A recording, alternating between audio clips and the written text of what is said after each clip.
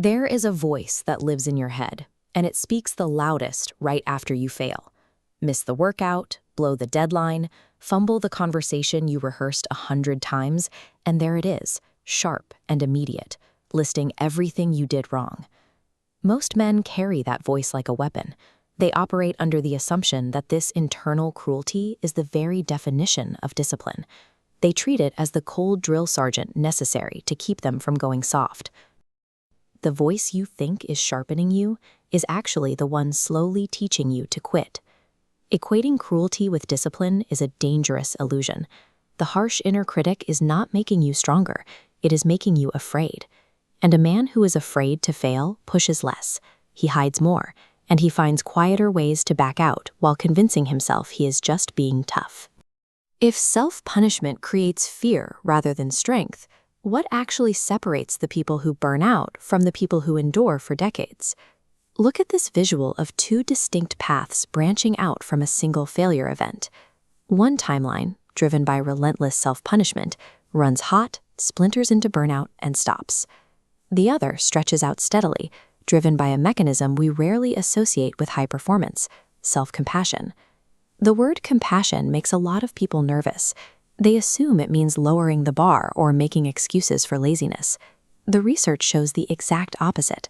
People who practice self-compassion maintain the exact same high ambitions and high standards as everyone else.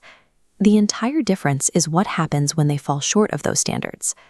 The self-compassionate person feels the sting of a failure, accepts it, and initiates a highly efficient recovery mechanism to try again. True discipline does not look like relentless self-abuse. It looks like calculated mercy. That is the actual engine keeping people in the fight for the long haul.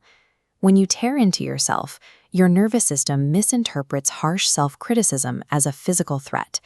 A jagged threat signal spikes cortisol, instantly activating fight or flight mode. The critical consequence is a functional shutdown of the prefrontal cortex, paralyzing clear decision-making.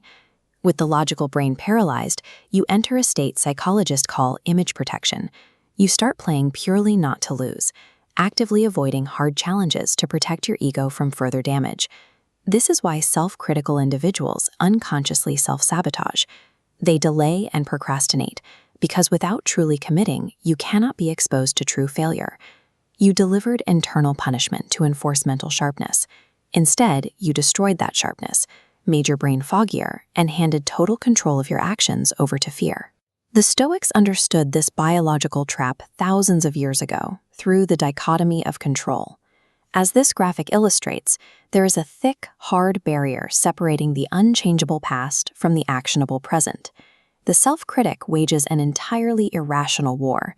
He spends his energy raging against that unchangeable past, draining his resources on a ghost he can never defeat. Meeting a failure with steadiness engages the parasympathetic nervous system.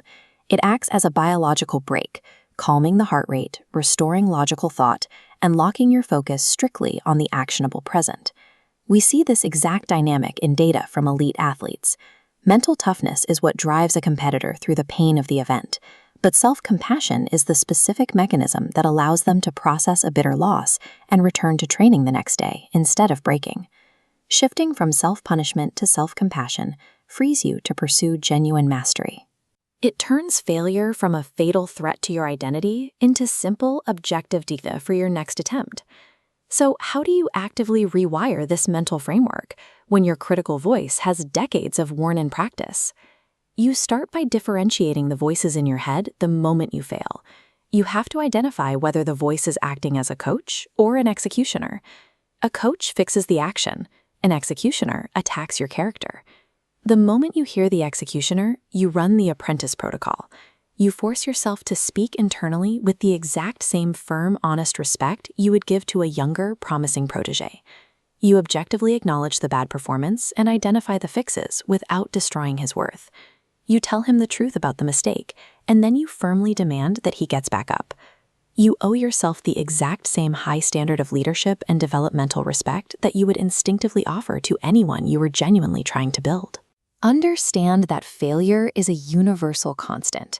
It's not proof of your unique inadequacy. It is simply the unavoidable tax for participating in ambitious endeavors. Punishing yourself after a stumble is the path of least resistance. It is an easy, automatic, and intellectually lazy reaction that anyone can execute. The deepest kind of strength is highly disciplined. It is the active choice to maintain high standards and keep your self-contempt at absolute zero on the specific days you feel you least deserve respect. The world will inevitably knock you down. True power lies in consciously building an internal voice that ensures you stand back up. Keep yourself in the fight.